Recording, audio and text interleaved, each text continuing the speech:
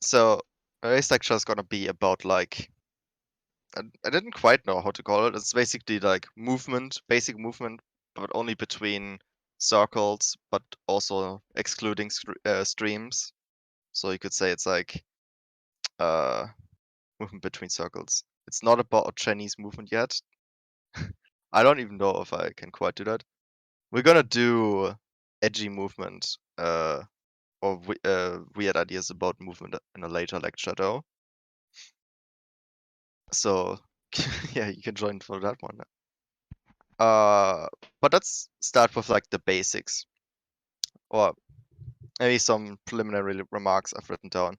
So movement is really important, right? About the game. It's like OS is kind of different from a lot of rhythm games in that there's not just a clicking component where you have to click the right keys, but you also have to aim in some way to the objects. And a lot of modern maps try to use, or even like really, really old maps, try to utilize that as much as possible to, yeah, use the game's mechanics in the best way. It would be probably possible to make some kind of map where the objects on the screen are just like arranged with some kind of logic, like this object goes to the left side because it is this instrument, and then all other instruments get like put in a different position on the screen. But that doesn't take movement into account at all, and it will create like gameplay that is varying in intensity too much. Or like it might be said that we could try and map every single instrument in the song with clickable stuff, make everything clickable everywhere, like you would do in Mania or Taiko or something. But doing so will probably create movement that doesn't make much sense. That's one of the reasons why, for example, when we do rhythm, we use slider ends to put them also on sounds or map them to nothing for the sake of movement. Yeah, the main difference in charting for games which only have one kind of input, being keyboard input, it's a total focus on rhythm. Because standard has this extra dimension of two different kinds of input that need to work together, it can limit your options in mapping. So you need to be careful with what you map, and it requires a lot more thought. Yeah, and again, just to reiterate, it is basically, if you've ever asked yourself why is always a lot less rhythmically dense in other game modes, or some people from other game modes might even say that O standard is not mapping the song at all because not everything is clickable. It's because it's just not. First of all, because we only have two keys, we can't really make rhythm super dense. Like in game modes with 4 or 7 or 10 keys or something. And the other reason again would be that if you try to make everything clickable, could create nonsensical movement. And in some ways, we can just use the movement aspect of the game to represent those sounds that we don't make clickable. Or represent differences between instruments, even when only one is perceived as being clickable. Yeah, so that's just some preliminary remarks on some stuff. Maybe it's a bit odd, but let's continue with some thing from the last lecture. Just repeat a little thing. So last lecture about low diffs, we talked about this idea of fundamental spacing and spacing types and stuff. Just to reiterate, a difference in spacing type is a difference in the spacing of objects that's not just in mere distance.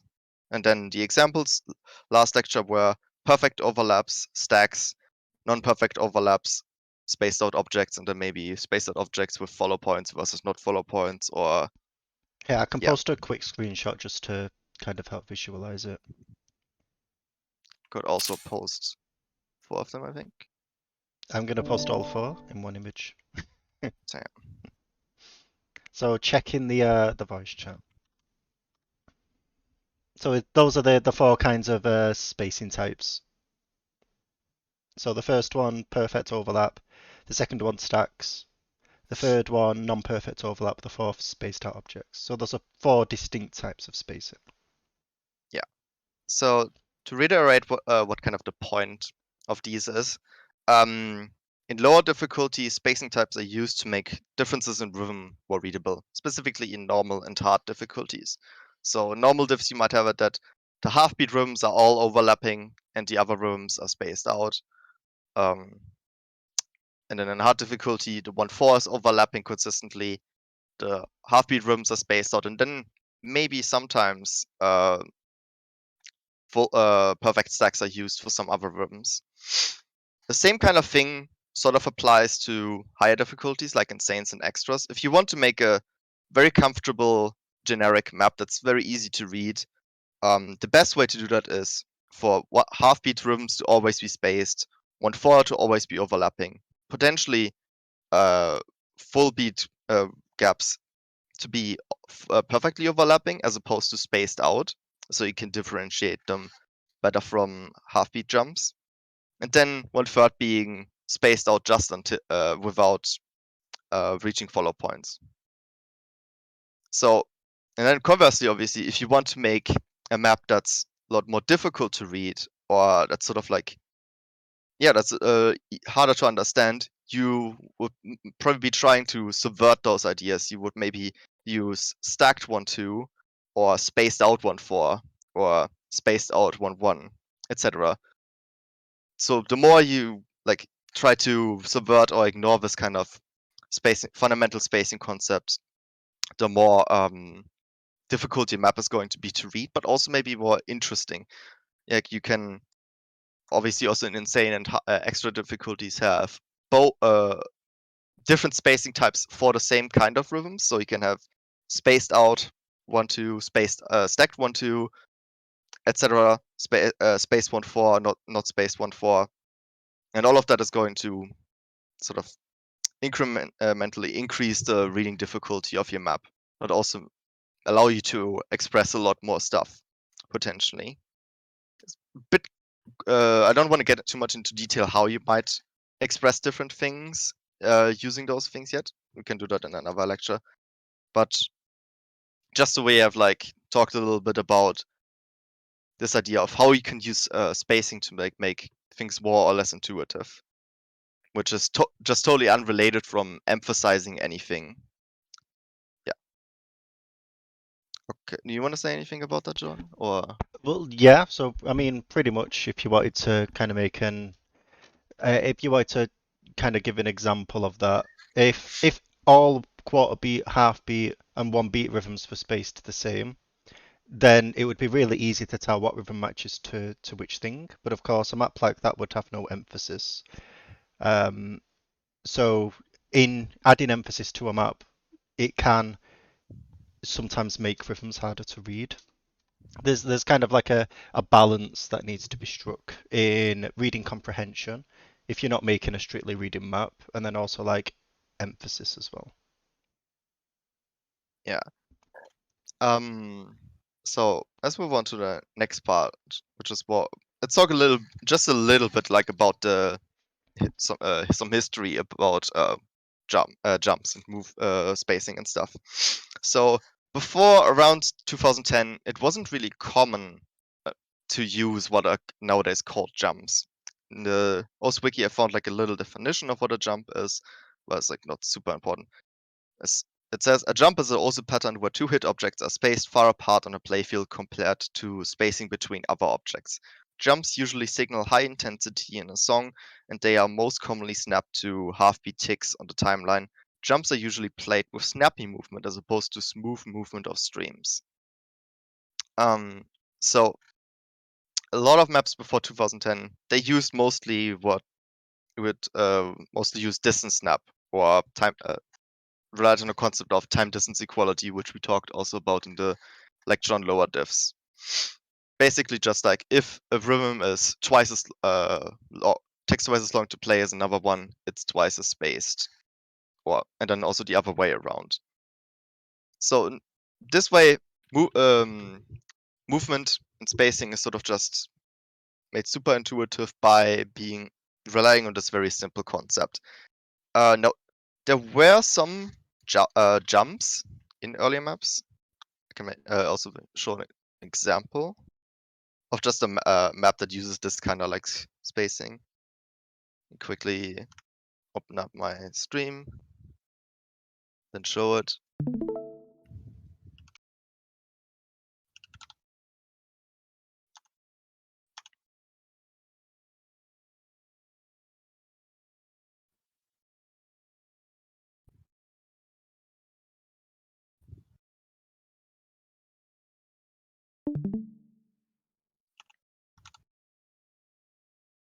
Okay, let's see if I can find it. Yeah, it's this one.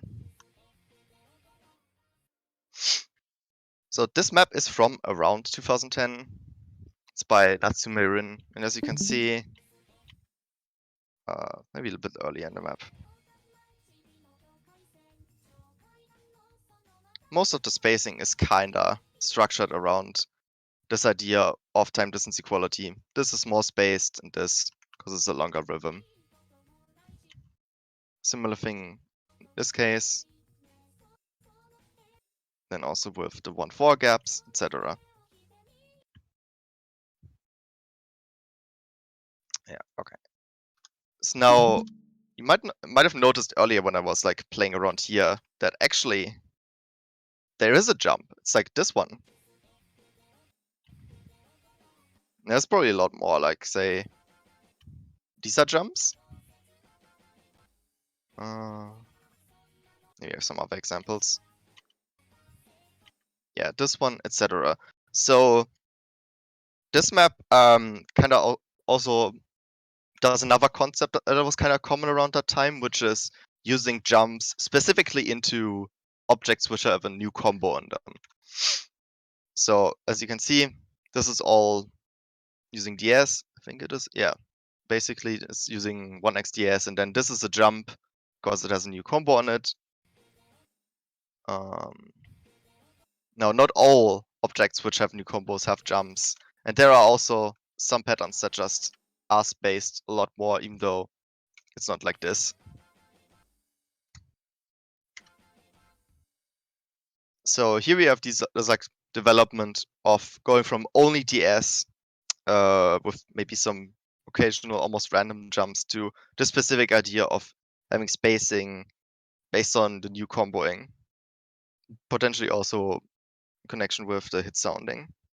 So Natsume Rin was like one of the first mappers, probably not the first, to use jumps a lot more in this kind of way. And then later on, more towards 2013, people then started to use jumps not just on the in this kind of way where they put them on new combos, but also just in general to fit the intensity of the song. Similar to this kind of pattern, where it's like it's more spaced because the song is more intense here, it's more special, etc. So now there's a kind of question I want to bring up right at the start. Maybe I can give it to all of you. So most mappers probably nowadays think that if you have jumps that are larger, those jumps are more intense than smaller jumps, smaller spacing. Smaller spacing is less intense than higher spacing. Why is that the case? Does anyone have an idea?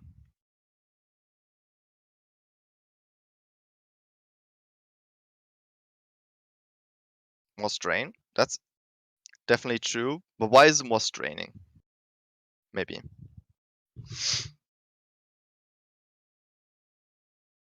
Movement is larger. So could say players to move from one point to the other faster in the same amount of time.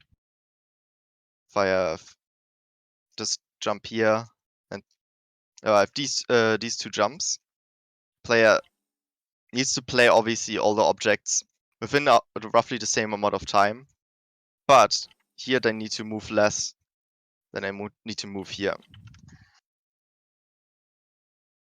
It's harder to be precise on a big jump. more likely to miss. Could also be a good way of explaining it, yeah, sure. So the true answer kinda is that higher spacing isn't always more intense, actually, but it's not super important that we talk about that right now. We will probably talk about that in a lecture on more advanced movement, when it comes to, say, stuff like this, where it's really high spacing into sudden low spacing, stuff like this. It would seem to make sense to say this is less intense because that's spaced, but that's not quite the case. But for now, we will just assume that basically higher spacing means higher intensity. And basically for the explanation that some of you have given, the one that I've kind of given, which is that to move from point A to point B, you need to go faster if it's higher distance. And going faster requires more force, more work, or whatever you would call it in physics, to move your hand from one point to the other. Now, it's very possible to describe a lot of concepts in mapping, like when it comes to movement, sort of in like physics terms. Like you can say describe the movement between these three objects as the player speeding up, accelerating towards two, then accelerating in the other direction, or so to speak, deaccelerating to precisely hit it, and then going into the other direction to hit this one or something. It's possible to do all that stuff, like describe it maybe even with vectors or whatever. Now the point isn't to say that you could, technically speaking, analyze a beat map if you're a physics major or something with like precise calculations. Just sort of that you can get like the rough idea that you might want to think about movement in terms of sort of like just the physics of how the player is to move in terms of momentum. So throughout the lecture, I might show some pictures, maybe not, with like arrows pointing in certain directions. Give maybe an quick example of two things. I'll put them into the voice chat thing.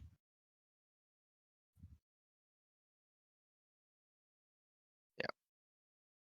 So we'll probably show some examples like that, where it's like, we assume the cursor, say, in the middle, and then it describes the movement, like going from that point that we are at now to the next object. In those two pictures, there should probably be also another arrow showing how the player has to like slow down when I get closer towards the circle, but let's ignore that for now. Okay, anyway, so continuing.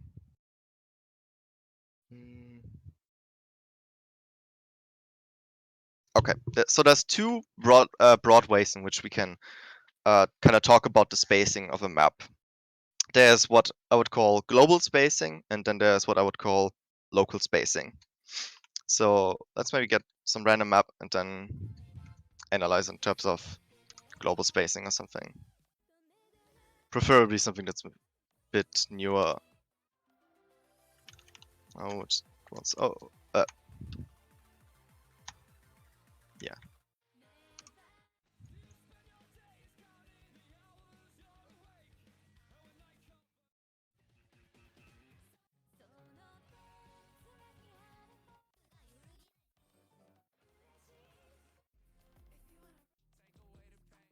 I don't know what map to pick. Just pick anything. I won't prefer go for something that's kinda simple. Like not an alternator star map or something.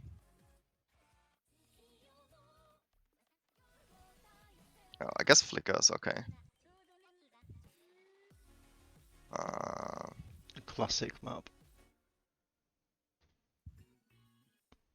So let's talk a little bit about who left. Oops. Oh, it was Burak. Okay. Did you have to go? Or... Oh, so welcome back. Okay.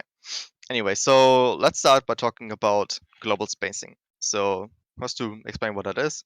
Global spacing are differences in spacing, like spacings of ki, chorus, drop, climax, intense sections versus comma sections. So if we just take a look at the song, probably we can probably tell by the bookmarks in the timeline. There are different sections in the song. There's like, say, this section. This is a different section. This is a different section. Then obviously this is also a different section. So we can split up the song into these different parts. You can sort of tell by usually different sections of a song start with like a even amount of measures or something. Like say after every 4 or 8 or 16 measures, there's a different section. Oftentimes you can tell if there's a new instrument being introduced or another instrument being dropped out, that a new section starts. Kind of have to just like get an ear for recognizing them.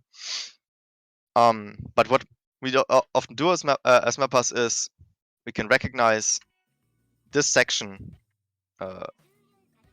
is obviously less intense than this section. You can just hear it. It's basically self-evident, I would say. Maybe not to some, but it's self-evident to me. And we can say based on that, because the music is more intense in one part than the other, then the gameplay should also be more intense. Obviously, in another lecture, we sort of talked about how the rhythm density should probably be higher in the more intense section than the less intense section, because more clicking is more straining is more intense to play, etc. No, same is the case for spacing. So in the case of global spacing, we might say, this is the calm part, so all the spacing is small. Who would have guessed? Incredible idea, right? And then when the next section comes, there's more spacing. Probably the spacing here probably should still not be as much as in this section. Now, arguably, the spacing here is kind of similar than in this section sometimes. It's just this one is more dense. So we could potentially even critique the map based on that.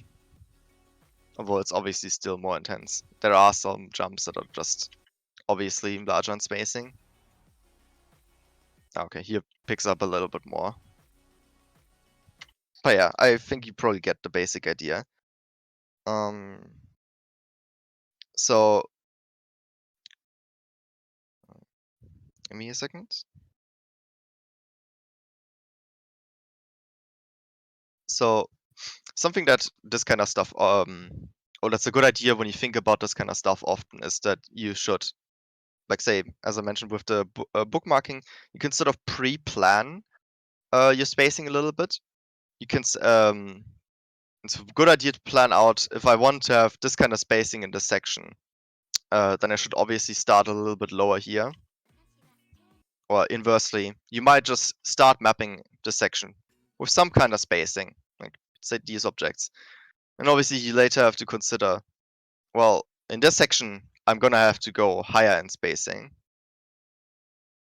Do I want that? Do I not want that? Maybe I should make the earlier section more spaced or less spaced. And sometimes be very important to think about that kind of stuff when you say trying to hit a certain star rating target. Maybe if you're a tournament mapping or something. Or just in general, if you're like want to have a diff that fits in your spread, think about that kind of stuff is important.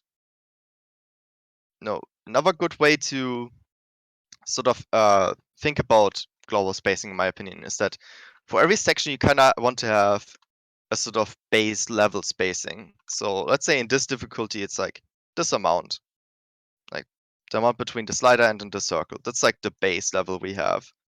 And then and then in this section, the base level is like a lot higher. It's instead it's like say this high or something. That's roughly our base level. And then when we talk about local spacing or spacing between individual objects, we're thinking more about well, we can I would say at least say take our base spacing and think, okay, this specific part here is a little bit more intense, or the sound is a little bit more intense. Let me take my base spacing and increase it or decrease it. It's just what I basically just want to get at is that having this idea of baseline can be kind of helpful for structuring things. You don't have to map like that necessarily, but I think it can be kind of helpful. So let's talk a little bit more about the idea of local spacing in specific. So local spacing is kind of the stuff that most people would probably refer to as spacing emphasis. It's literally like let me find a good example or something. Like, is there any intense sound or something? You might, oh, this is kind of a good example. So when you think about local spacing, you might think about how is the intensity in this specific part of like the song.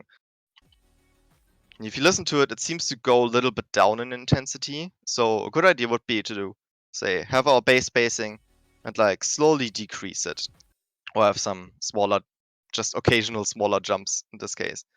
Mappa could have probably gone a little bit further, made it more obvious. I don't know, like. Just before you go up any further, I'm just going to give a better definition on global and Sure. local spacing, Yeah, just do that. so it's a bit easier to follow. So what was previously kind of like section by section, like the average spacing of each section in the map as a whole was what Celektus described as global spacing. So it's kind of like the average spacing of each section and how it should increase or decrease depending on the intensity or pacing of the section itself. Local spacing, it's not really section by section in the map. Local spacing is like individual objects. It's like concerning individual objects and patterns rather than full sections. I Yeah, just it wanted to, can. Yeah, yeah. thank you. That's probably very helpful. So just to maybe also specify that a little bit, it can be thinking about the intensity of literally, like, say, the spacing of this one single jump here or something. How intense that one should be. It can be how intense do I feel like this specific sound here is? Do I want it to be a little bit more, a little bit less, or like significantly less, significantly more? But it can also be stuff like entire sort of patterns. Like in this case, where is it earlier? I can't find it anymore. Oh, here's a good example.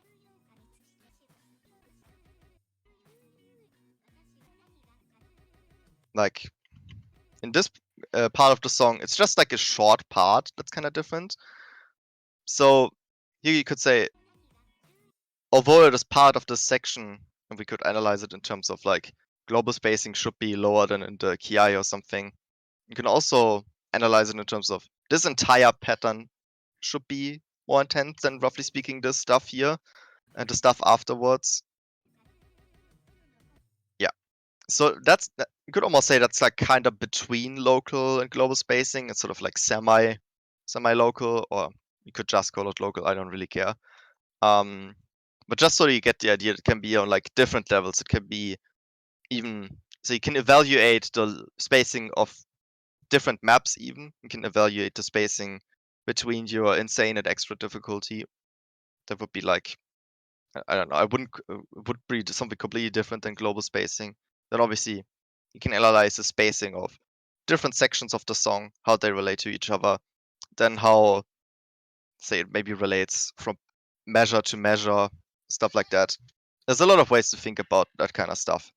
But the most useful is probably think about the differences in spacing between sections and then individual objects, sort of. Maybe short little patterns if it's like a very obvious thing.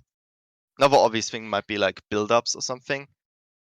What's a good method of a build-up? I don't know. Just typing Camellia.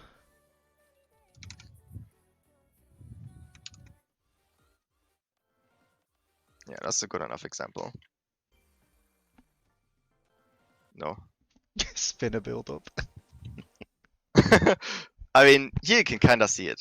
This is less a Although, build up but a climax, but it still applies. yeah, arguably speaking, you could almost say the intensity of the song is dropping out here. It's like a bit of an interpretive case here. What's another one?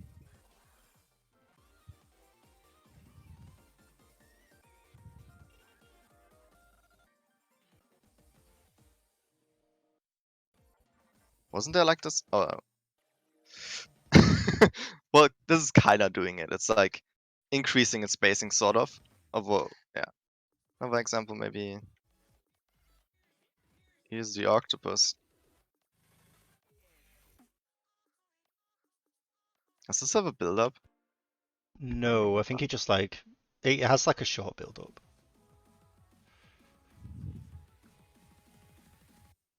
Oh, bad mapper. They could have done this instead.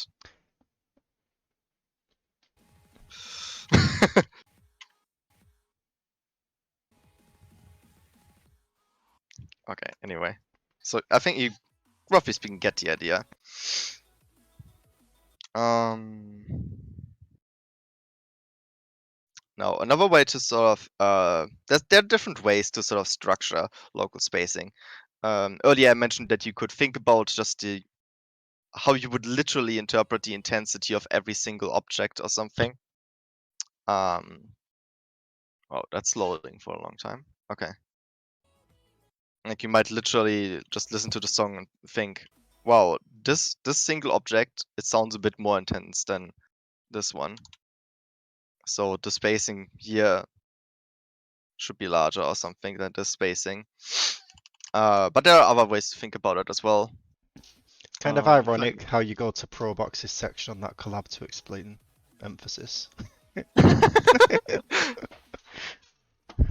Where's that idol? No. Fuck. What's the song called again?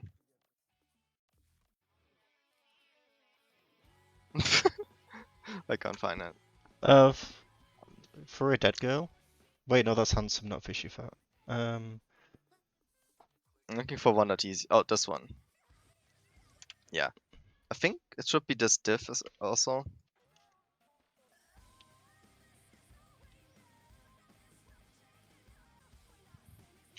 Okay, yeah, this kind of does also another thing you could do, which is sort of structure. There's like a lot of vocals basically spamming around here. What is it? Yeah, basically there's a vocal on every tick, but then also on some there are drums and some there aren't. There are no drums here. There's a drum here, and as you can see, a sort of like low spacing being used and then distinctly higher spacing here. And also into this one. And then this doesn't have a drum anymore, so it's distinctly lower spacing, and then this one is distinctly higher spacing again. What's like the difference? It's like spacing here is like 1.4 ds or something, and then spacing to this one is 2.5. Is that like 2/3 larger or something? I don't know. You get the point, I think. Now, important thing about this one is also obviously also that like the differences in spacing to sort of make this like stand out at all, that this is a drum sound and this one is a drum sound, is that the differences in spacing have to be super distinct. So here it's obviously smaller than in here. You can just feel it and see it. Yes. That's another way you could structure local spacing, thinking about what just literally what kind of sounds land on things. This probably also depends on what kind of layer you're following. Pishivat could have just been like under-mapped these two circles and say prioritize the drums over the vocals or something. But because the vocals are like the main instrument of the song, and because the section probably needs to be more dense than the other sections, it's all clickable. And so to still represent the other sounds in the music, he's using distinctly higher spacing. Do you have any other approaches how people might structure spacing, Jordan. Local spacing. Yeah, well, I Any- mean, other than doing big spacing on certain instruments, the other option here, kind of like as you mentioned, but not a rhythm change, but kind of like in the flicker, where it's kind of ignores the percussion. It just follows one layer, but does like smaller and smaller jumps. You can kind of just hyper focus on one layer and represent it that way, rather than trying to, as Fishy Fat's doing here, following drums as well. Like Fishy Fat could also strictly follow vocals, maybe match spacing to pitch, and then just ignore the drums. Yeah, you could. You indirectly brought another example, which is following pitch. What is a good example of a map that follows like pitch specifically? Rubik's Cube. Rubik. Bohr's Rubik's Cube. Which ones? Uh, Oh, Bohr. yeah. I even have the right version. Is this? No, it's not different.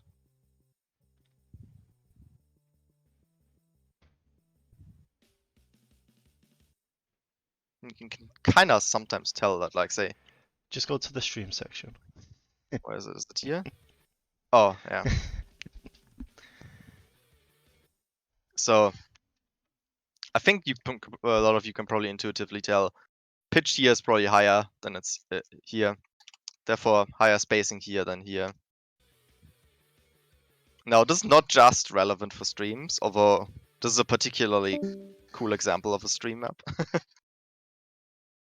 So yeah, the same kind of thing can be applied for jumps as well as streams. Yeah. It's just like it's following the pitch with its spacing.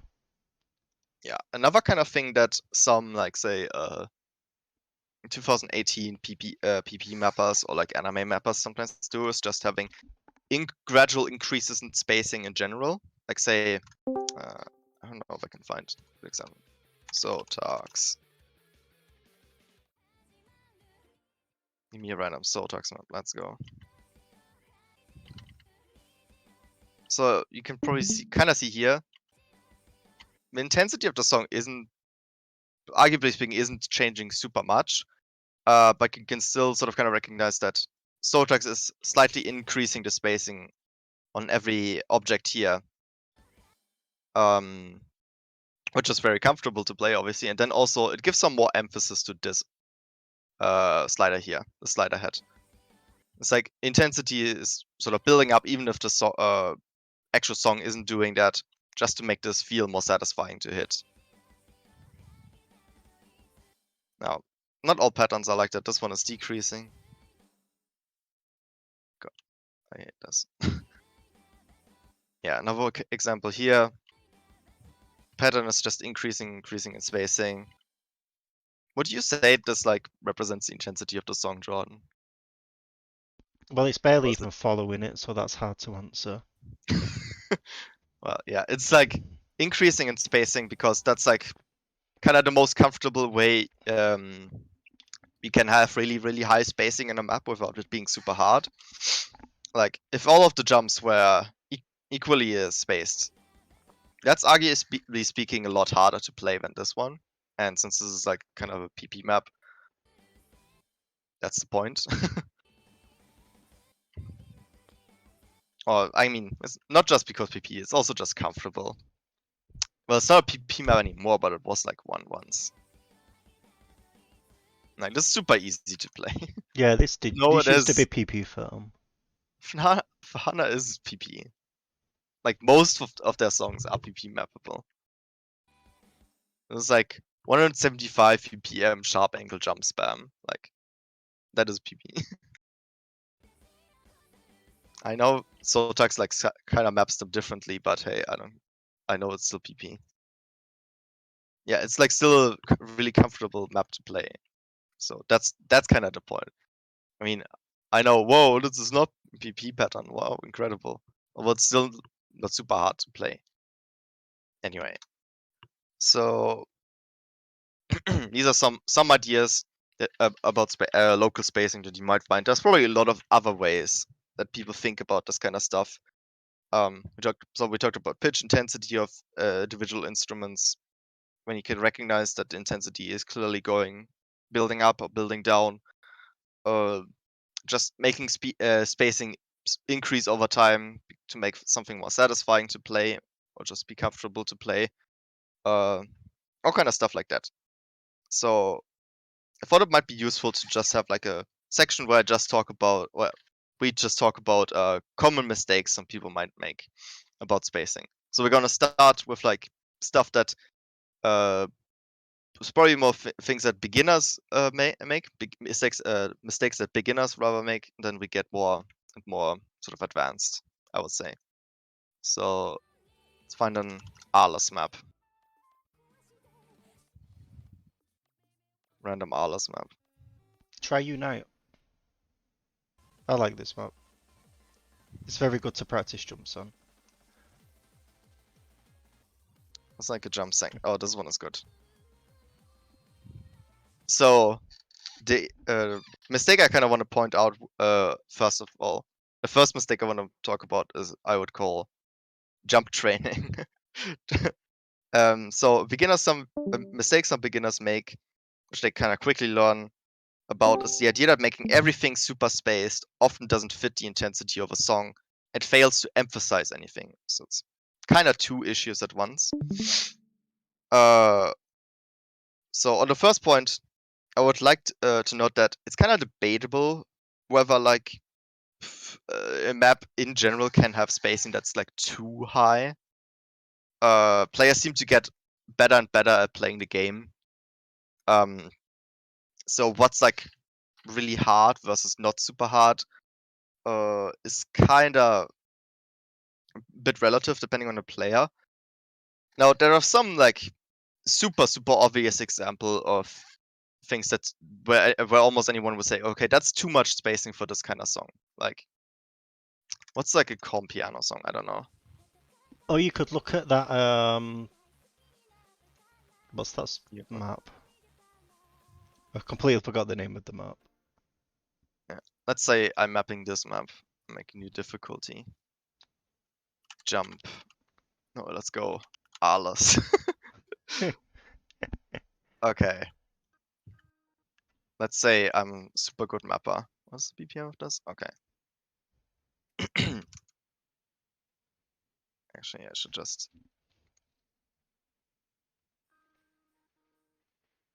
Fuck.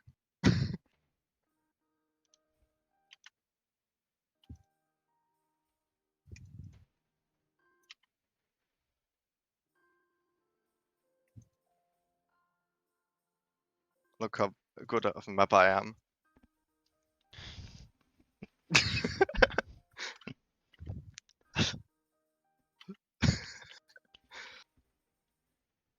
So, can someone tell me what the issue with this map is?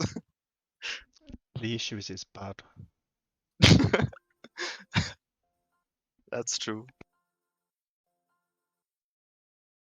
Too unique. Now, besides me just not following like the rhythms of the song at all, it should also be kind of obvious that like the spacing seems like way too high for this kind of song. It just doesn't support this at all. Yeah, no. So that's like one case where it's where it's kind of super obvious that the gameplay is just too intense to fit the intensity of this kind of song.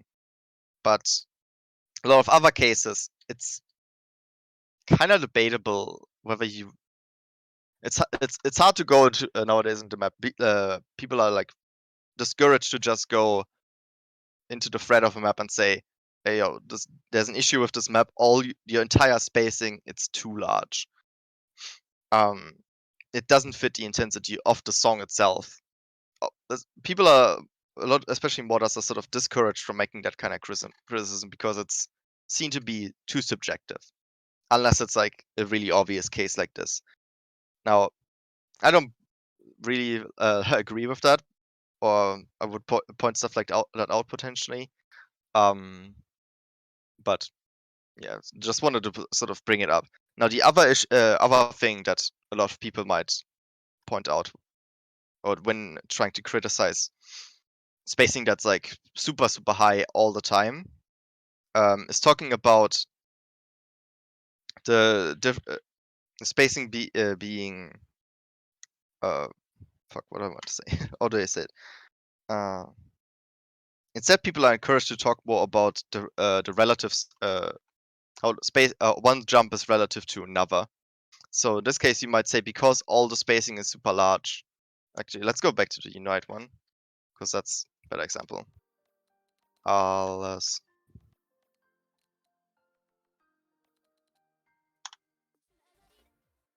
Okay.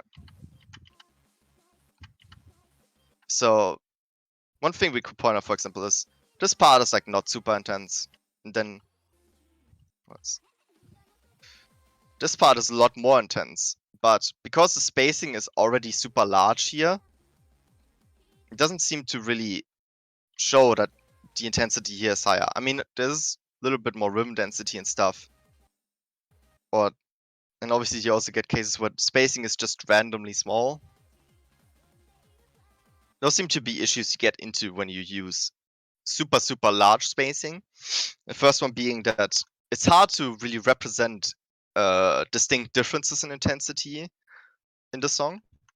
So it's hard to represent, say, global differences, like the difference in the intensity of this section versus this section.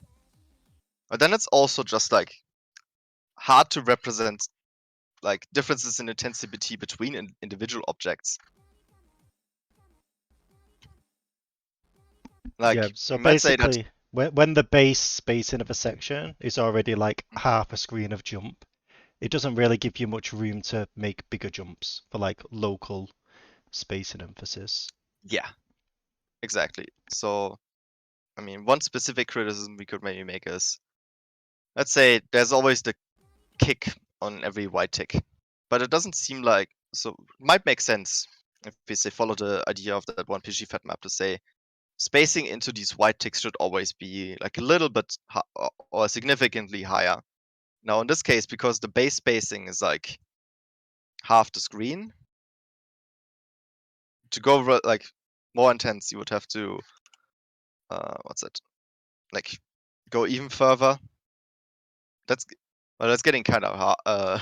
It's getting kind of hard to represent any changes like that. Is there like any super intense sound?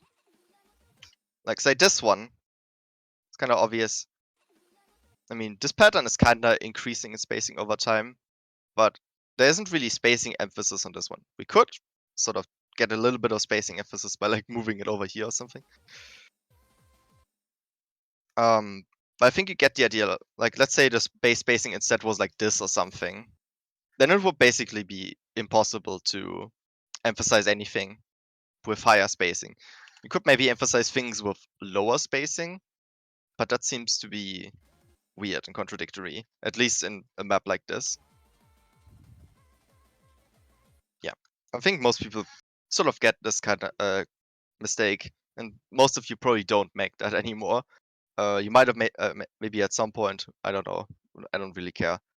But let's talk about a different one that's kind of related, which is lack of contrast. So let's talk a little bit about what the word emphasis means. So the concept of emphasis is a bit abstract.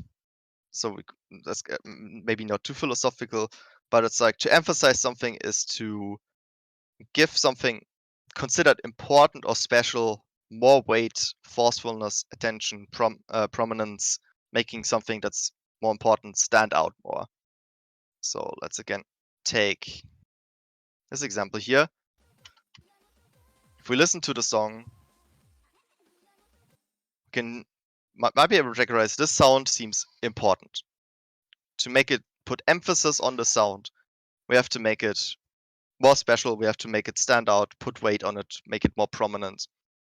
So one way we could do that is spacing it out more. Obviously, there are other ways of doing that, like say making it a special shape or something, making it a slider velocity higher, all kinds of stuff you can do. But because we're lecture about spacing, basically we want more spacing into the sounds that are more important. Now, conversely, also, to emphasize something also means that you can't really make everything special. If you make everything special, if you make all the spacing really, really large, then nothing will have sort of extra weight. Everything will have kind of the same importance. Everything will nothing will sort of stand out, which is kind of the case here. Like all the jumps are super important. You could say that arguably this unintentionally stands out because the spacing is different from everything else. Just small spacing. You maybe have an example, Jordan, of something in mapping contrast. Yeah. So, well, have you done with your examples? Because Yeah, sort so yeah, but when it comes to contrast as well, kind of as it was mentioned before, with all of the different ways in which something can be emphasized, like in that fishy fat map, where the drums were being followed as well as the vocals by giving extra spacing. Like another common mistake is people trying to represent, say, every single layer in the song that way.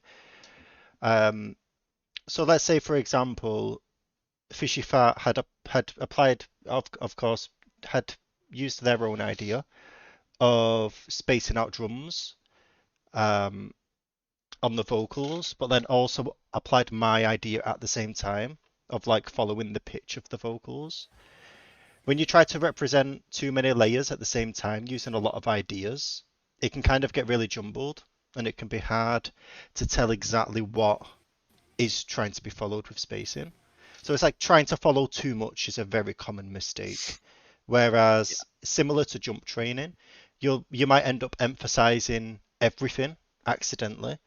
And if you do that, of course, if everything is emphasized, then actually there's no contrast. And then another issue is if you try to emphasize a couple of things in different ways, then it can be hard to know exactly what is trying to be followed. Yeah. So that's a common mistake as well. So try to be clear. You don't have to be simple. Like you can do some interesting things when it comes to spacing and emphasis, but try to make it always like intuitive and clear what exactly you're trying to emphasize. I think I have a good example of what you were talking about earlier, which is let's say I thought this sound was like more intense than those two or something. I could like go and make the spacing a little bit larger, like put it here or something. But inadvertently, I've now also made this spacing here more similar to this one. And by making these two more similar, this one also will stand out less. Arguably speaking, it will seem not like this has some special importance, but more like the pattern is just increasing in spacing basically, gradually. Yeah. Now another thing this specific pattern here kind of does very well in terms of contrast is, as I mentioned earlier, the like difference in spacing between these three objects and then the ones with drums. It's not just like say like this, where there's a bit more spacing, like it's say 3 arrows instead of 2 or something, but it's a significant difference. You can really notice this is like almost twice as much as this one. Actually, if I take this, yeah, it's about like 1/3 larger. So another issue that a lot of people might have is that when they structure patterns with say changes in intensity, they don't make the changes too obvious. Can also be the case with say build-ups. What's an example? Let's go find a build-up again. I guess the build-up I showed earlier was also somewhat good example.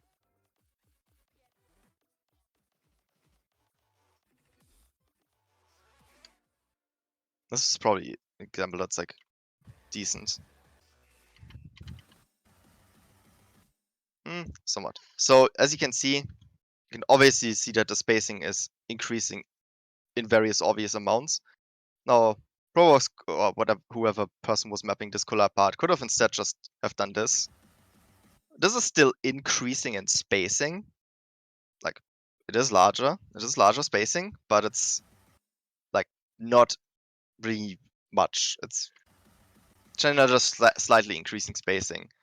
Well, instead, this is like super noticeably more intense, especially when we get to here. Yeah, kind of similar thing with the stream. Although, yeah, whatever. I think you kind of get the point. So when you want to show differences in intensity, say in build-ups, or if you want to do the thing that Pidgeot did, where you represent different instruments with spacing, what else you want to represent that one specific sound seems just more intense than another. You don't want to, if possible, you probably don't want to use very minor changes in spacing, but more, how to put it, more severe changes The to make way it really I obvious. the way I like to put it is you want to use a change which noticeably affects gameplay. Yeah, where you can, where the player will really, even if they won't like consciously recognize the difference, they will at least like feel it very obviously. Yeah. Now, another important part that we sort of hinted at earlier, because it's all kind of connected, is that obviously you can only do this kind of the stuff like putting emphasis on things if there's this like base level of things being not super special. Now, earlier in the case of the jump training map, it was that the base spacing was super high, all of the jumps were super large, so we didn't have much room to make spacing even larger. But you can also apply this kind of stuff to obviously other kind of mapping concepts, like stuff about slider shapes, slider velocity or something, aesthetics. You can think however you want. There's a lot of stuff. Okay, I think that's enough to talk about like emphasis. A lot of you might maybe still struggle a little bit with that. Some of you might not. That's emphasis is kind of one of those things where you like never stop getting better at it. I feel like, at least I feel like personally. Okay, next one would be low base spacing. This is a bit of a, I don't know if everyone would agree with that one, but I was taught that like at some point. Let me find the map. Me felt Celektus. No, this one. So my mentor gave a critique of this map.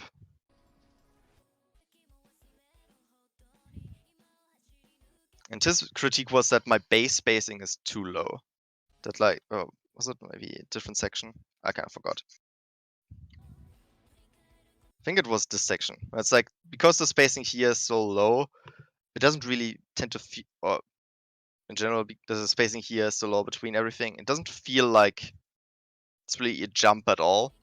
Player can kind of just like chill and move over to this one. Now, part of this also kind of depends on like what slider velocity you're using. Usually you want to have spacing that's a bit larger than your slider velocity sort of implies. Although in this case, it's still sort of like the player isn't really gradually moving through everything. It would feel a lot better, I would argue, if there was more spacing. Now, this still, someone might argue, well, if I increase the base spacing, then this won't feel like super calm anymore. But arguably speaking, because the rim density is so low, this still feels kind of calm. Well, the thing I was doing before that, it's kind of just like, it's not super wrong, but it doesn't make, it makes the player stop too much. It doesn't make it move consistently through everything. Yeah, so that's a bit of a difficult to explain kind of issue, but I feel like you might recognize, might see that in a few maps that some people are making. And I was looking at some maps by Burak. I felt like sometimes your base spacing was a bit too low in your more in the sections which had like jumps, etc. So the spacing of streams and everything was completely fine. But then in the sections where there weren't as many streams, your base spacing might be too low in comparison. Yeah, I think I can just move on to the next point, unless Jordan wants to say something about this kind of point. No, move on.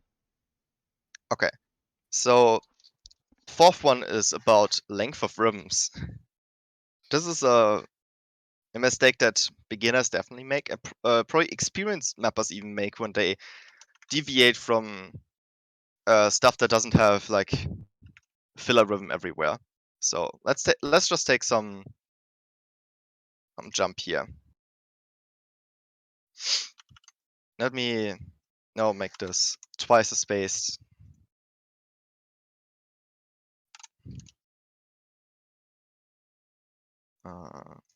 So, can someone tell me, is the intensity of all the jumps here the same?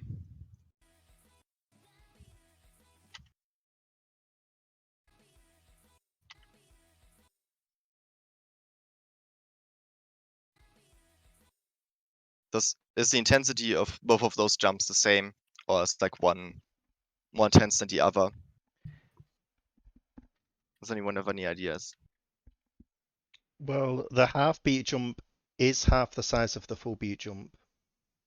So they require the same amount of speed to hit. Does anyone agree with me? Does anyone agree with John?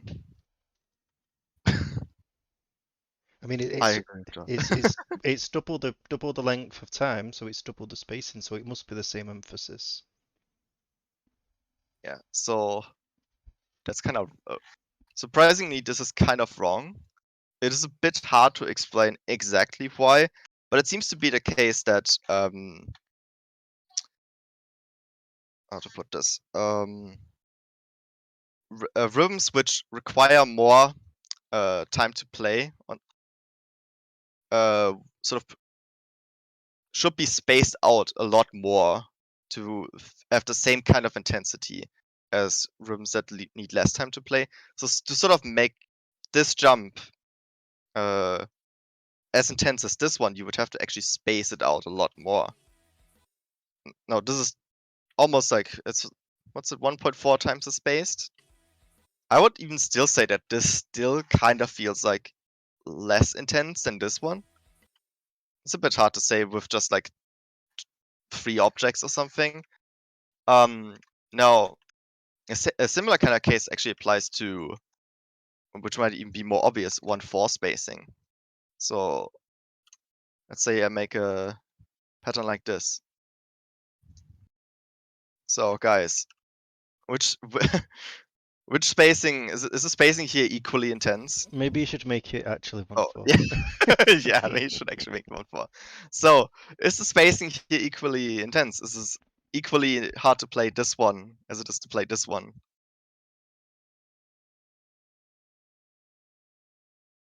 Yeah, definitely not. Especially, so you might see that like for 1/4 spacing, this is huge. Now, the weird thing is though that this is 1.4 distance snap, and then this is also it's the same distance snap. It is just half as spaced, and it's because it's half as you need half as fast to play it. So from this one, you can probably obviously see might be more appropriate to do something like say this, which is a quarter of the spacing of this one. Wait, no, yeah, sort of, for it to kind of match the intensity of this one. You might even go, depending on the BPM, even lower for it to really feel like the same. So yeah, there seems to be something kind of weird going on here when it comes to spacing of different rhythms. You will also kind of recognize that this difference gets more and more severe the higher the BPM sort of is. So it seems to not just be that like these it seems to be the case that how spaced rhythms have to be is like disproportionate to the time between how you have to move between everything. You can kind of say Assuming the distance spacing is the same, as the length of time between notes decreases, the difficulty of spacing goes up exponentially, assuming they've got the Yes. same distance snap. Yeah, exponentially, exactly. It's not going up in a linear. It's not getting more intense in a linear fashion, but instead, the more and more dense something is, rhythmically speaking, the even less space it should be, probably, to have the same kind of intensity as something that's takes less long to play. So the issue most people kind of make is the kind of thing that I pointed out earlier, which is they assume, oh, this if anyone ever uses a full beat jump, which a lot of people nowadays don't really do, they oftentimes just use spacing like this, or maybe even worse, some people just use spacing like this or something, and think that it's like the same intensity when it's pretty clearly not. You have to instead maybe rather do shit like this, or say if it's a 3-4 beat gap and you might have to do something like this if you want the player to like move through everything in the same speed.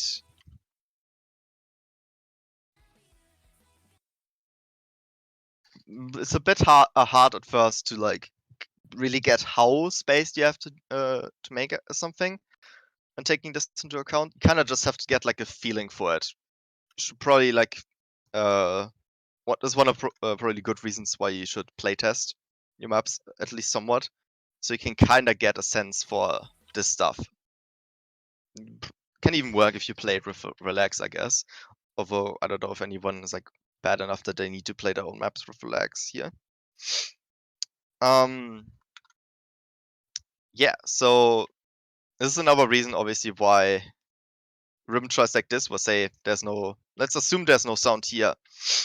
This one obviously makes spacing a lot easier because you can just use roughly the same spacing here. You can use roughly the same spacing here. Now, in some way, this is kind of almost doing the thing for you, where I could replace the slider head by a circle. And it would basically be this kind of spacing. Now, there is something about how you should maybe use a bit more spacing out of sliders, but we're not going to talk about that in this lecture. We can talk about that in a different one about sliders or something. Okay, so the last kind of issue that some people get into, which happens to even intermediate to more experienced mappers, or it probably only happens to people who are like at an intermediate level, is over prioritizing visual spacing. So just to reiterate something from our lecture on aesthetics, visual spacing is like the empty space between two or more objects, and equidistant visual spacing usually looks kind of cool, or kind of clean, rather. So, oops. Let's say I take the slider.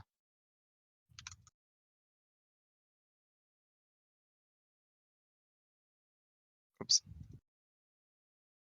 So look, this is a pattern. The visual space, the spacing here, the visual spacing is the same between everything, but then the actual spacing between the slider end and the circle is larger than the spacing between these objects.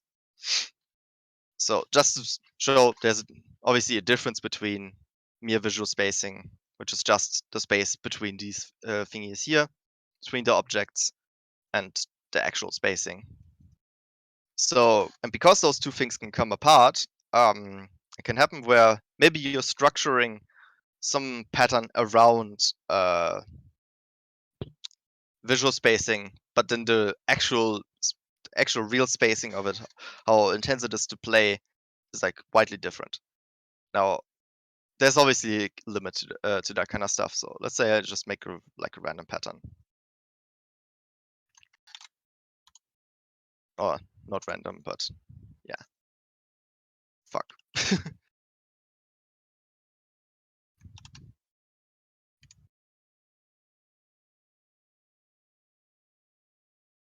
Okay, here we have a beautiful epic star. So visual spacing between all of the objects is obviously the same. Now, so to some degree, it doesn't matter super much whether I make a mistake like the one we're talking about here. Like say I would have to maybe move this one a little bit more over here or something. Or my first thought is to move this one a little bit more over here. It would be like the best way to represent a song. You can say that obviously difference between pattern like this and like this isn't super noticeable. Like it doesn't really matter. In this case, we can kinda prioritize the visual spacing over the real spacing because the difference is just so minor. Now, some mappers might say, well, no, you shouldn't do that. You should really just do this. And honestly, I think it's kind of okay as a valid for them. Depends really on what you value. Now, it would be, but it would be then kind of wrong if I had to put this object, like say, over here or something, and then instead I just did this because I want consistent visual spacing. That would just be stupid. You would prioritize the aesthetics over the gameplay. No. Otherwise, you could just instead do something like this. Just be a bit more creative. Still has consistent visual spacing, but it's spaced further. Say another pattern where maybe this can come up is like say, I don't know. Any pattern with a slider in it. Yeah. You can kind of ignore the rhythm of this one probably. Or I would advise to ignore the rhythm, just for sake of making quicker. So let's say I have this kind of pattern, and it's like, I don't know, it's just you move from this slider down here to this one, and then you move to this slider. And let's say the spacing after this slider should be like here or something. Or here, I don't know. Now, some mappers who are like very insistent about their visuals might be, well, I can't put that over here really because I don't like that overlap. That doesn't look nice. I should put it here. This would look really, really nice. Now, you might be able to see the problem where like there's now obviously a lot more space than this. Some mappers might just go, huh, I don't care. Players are good enough. They can, it won't make a difference to them. I've legit heard someone say that before. But yeah, mistakes like these, some people who are like have a tendency to value visuals super, super highly might make a mistake like that. And I think you shouldn't. You should just say put it here. That looks fine enough, or just find other ways to structure something where it sort of still makes visual sense. I always think if you are someone who does care about visual spacing and prioritizes visuals, there's like nothing wrong with that. But if you do run into an instance where you have this pattern, and let's say, for example, 3 is supposed to be emphasized, but 4 isn't. Of course, this kind of spacing, they kind of have the same emphasis somewhat. Mhm. But if you ever run into a problem like this, just try to make a different pattern. Yeah. That actually supports the gameplay more. Because just ignoring gameplay for the sake of a pattern, which can, you can just make it differently. That's how I always think about it. Yeah. For example, I could have instead just like I don't know, do this or something. Could completely rearrange the thing in some way. What was it? It was still higher. I don't know. I think you kind of get the point. There are like a lot of different possibilities to map something, and just if you happen to get into a case like this where your visual spacing implies that you should put an object here, you shouldn't just keep the pattern and be like, oh, okay, I don't care. It looks nice. Try to be creative and find other solutions. Yeah. No. There are sometimes ways in which things like these can happen that are not so obvious, like this one. Like sometimes mappers just like vary the kind of spacing they have, like say the half beat spacing, just almost on every object to a significant degree, just to overall kind of have good consistent visual spacing. It can sometimes be kind of subtle, and I would just advise everyone here, try and avoid that as much as possible to prioritize visual spacing too much. Okay. Probably taking a lot of time, so maybe we might split the lecture, but there's like a few more things we might be able to talk about. So next thing would be about how to measure spacing. So obviously there are different ways of doing this, and I'm basically going to talk about most of them. So as a beginner intermediate mapper, a lot of mistakes in spacing might happen because you just don't understand how to like really measure it. One thing that obviously many people first learn about is distance snap. So you have a distance snap tool here. You can use that to space objects. Oh, a second thing you might obviously this will just make all of your spacing the same. If you just use normal distance snap, will make all the make the spacing between everything the same. Obviously, you might recognize if you press Alt, you have this fancy slider here where you can change how much by how what is it you can change the multiplier of distance snap. Why isn't it working? What? Do I'm you have confused. distance snap enabled on the sidebar and then you're holding down Alt to disable it? Wow, I'm so smart. I'm such a good mapper.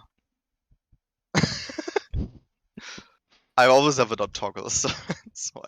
Probably. Okay, yeah, anyway. So cool, now you have the distance snap multiplier. Obviously, you can now measure spacing with that, right? There's no issues. You can even, when you click on the object, you can even see the numbers up here. You can see previous object 0.99x, next object 1.89x.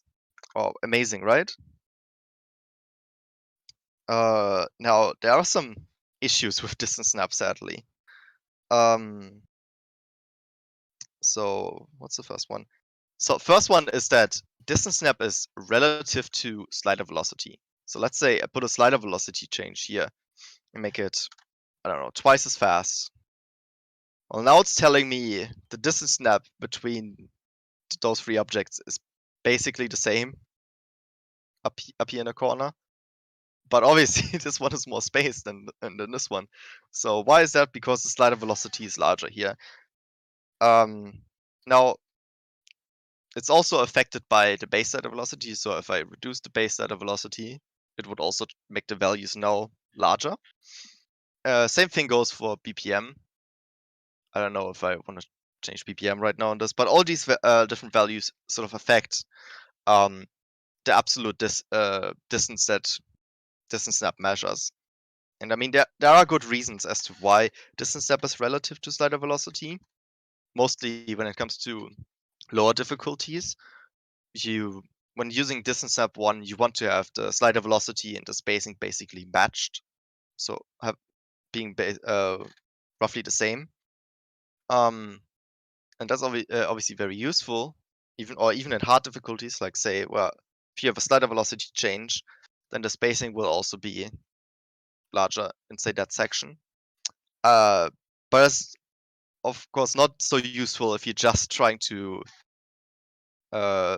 compare the spacing of different things, and if you use a lot of slider velocity changes, it's sort of like messing with everything. You can't get really consistent results or something. No, there's another thing you could do. Oh no, wait. First of all, there's another issue with distance snap that I want to mention. Let's take this slider here.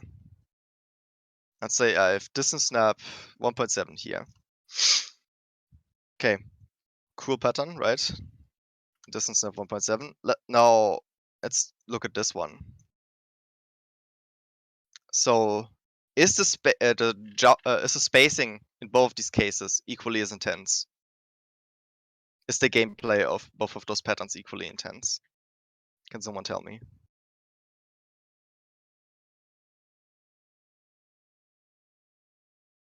The distance snap is the same, right? Here it's 1.7, and then here it's 1.7. Yeah, it's the same. This jump is the same spacing from each slider end. Yeah, so it has to be the same intensity, right? Does anyone agree with Jordan? Does anyone disagree with Jordan? Let me play it. Then we can clearly see, right?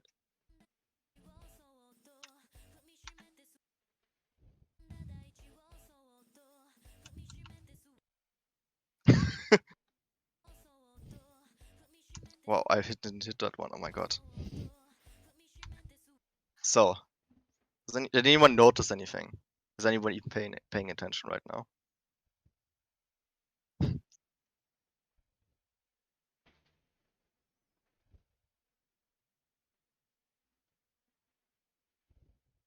Two times SV out of nowhere. Nope. The SV of both the sliders is the same, right? Like I don't have any green lines here.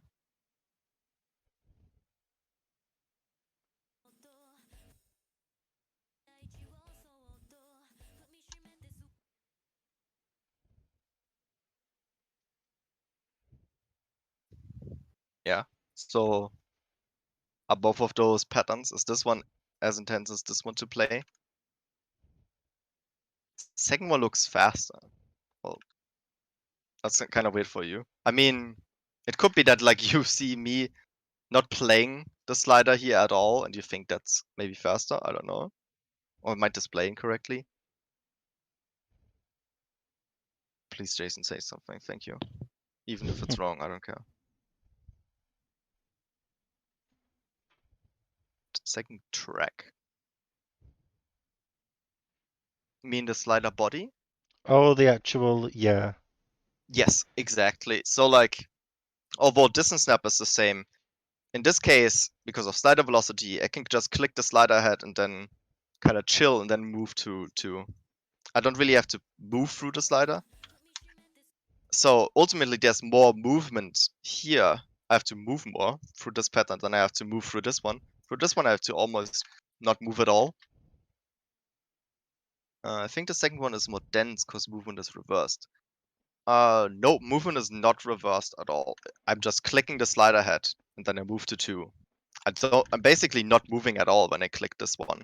It's just the slider body is like irrelevant. Oh, oops.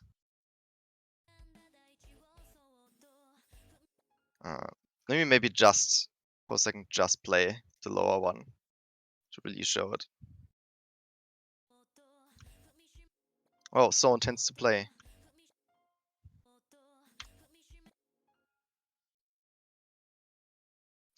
Yeah, so Jason was basically correct, which is that this one is more intense to play than the lower one because through the lower one you have to almost not move at all.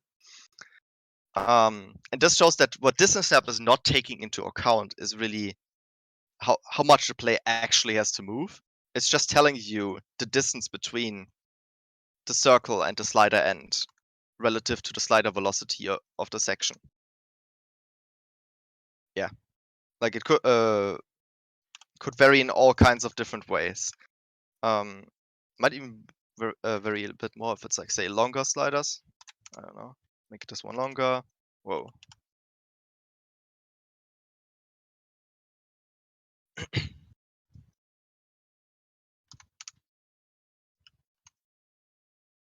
Now, arguably in this case, it's getting a bit different, maybe. Not really. It's still kind of the case that this one is probably more intense to play than the slower one. Yeah, so I think it's okay to use this term because it's been mentioned in a previous lecture, but distance snap isn't taking into account slider end leniency. Yeah, and also not slider body leniency. Basically, not taking into account slider leniency at all. Yeah. It's just calculating, as I said before, the distance from the slider end to the next object. And that's not really telling us much about how spaced something is actually, how intense something is to play. It just tells us a number of distance. Okay. What's the next thing on my thing?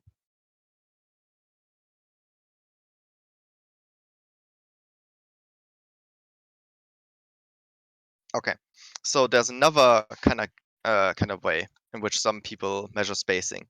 Comes from like an old guide by Sunny C, which is if you take the default skin, you can kind of like compare the instead of comparing spacing that's relative to slider velocity, you can compare the sort of absolute spacing of things, or the absolute distance between objects in terms of the follow points.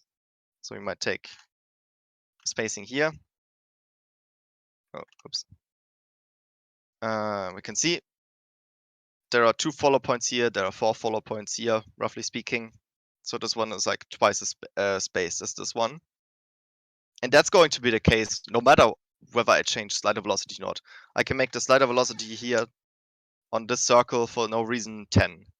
So multiplier 10, it's telling me some really stupid shit, but I can still tell, okay, this is this absolute distance between these objects here is twice as large as the one here, because I can count the number of arrows. Now, obviously, you can't really do that if you say have like a skin that just doesn't have these follow points. You can maybe still sort of like estimate it, roughly speaking. But yeah, that's one way in which you can sort of measure spacing in a more absolute way. Although this will still not like take into account slider slider leniency, sorry, and a few other things in terms of movement, like measure spacing with approach circles. Yeah, that can also work. I mean, basically, those are all ways of measuring the absolute distance between objects, which can be kind of useful. The same way, I don't really want to dismiss the DS multipliers either, because if say you have a section where the slider velocity is like constantly the same, or if you want to like really match the slider velocity and the spacing, then the distance amp multiplier can be pretty useful if you know how to use it. You should just be aware of like the issues that we pointed out earlier.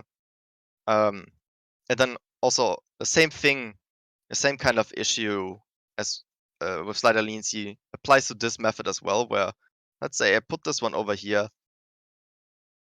Um, let me move the green line. Okay. So I have 2 patterns here now. And in this case, in both cases, I have like roughly speaking 2 follow points. But are both patterns equally as intense to play? Let me play it.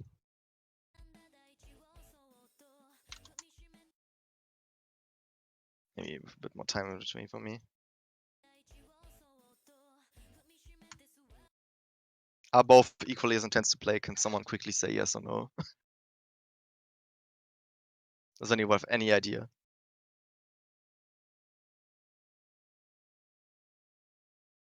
No. What do you mean? No was Wait, the what was my correct question? answer. Yes, no is the correct answer. My God, I'm not paying attention myself. Yeah, the first one is easier because, again, because of slider leniency. In this lecture, we're probably not going to talk in too much detail about slider leniency, but I mean, roughly get the point that it's like, if this is really close to the slider head instead of the slider end, it's easier to like just cheese the movement of the slider, even though the follow point amount is sort of the same. So all these kind of things are like making spacing a little bit more complicated. Is the slider leniency circle dependent on CS? I think it actually is. It is, yeah.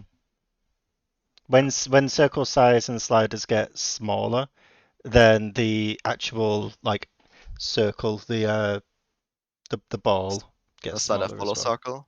Yeah, slider follow circle gets smaller as well. Gets stricter to follow sliders Mhm. and to hit slider ends as well. Yeah.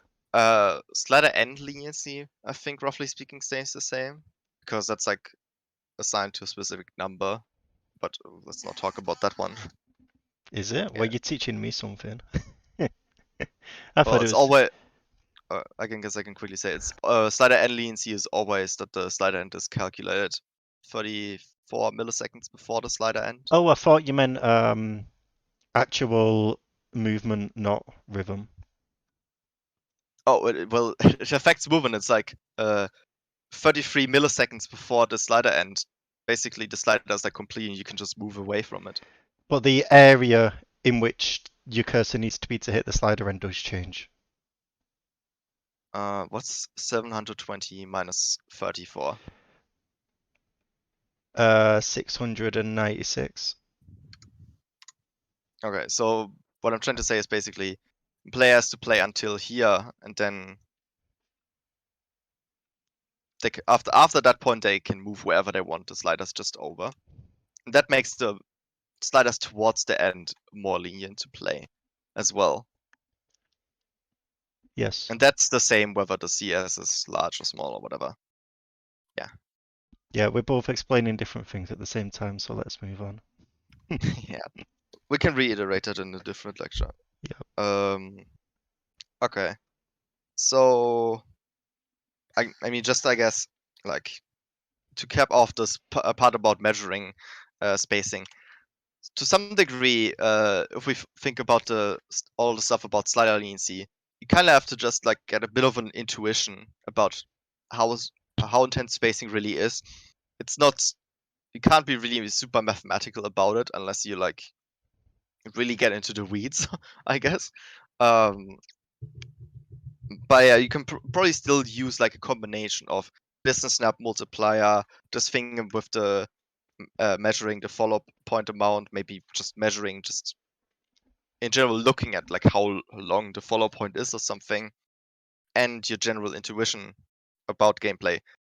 You have to use all of those things sort of to really get a grip on spacing and spacing emphasis.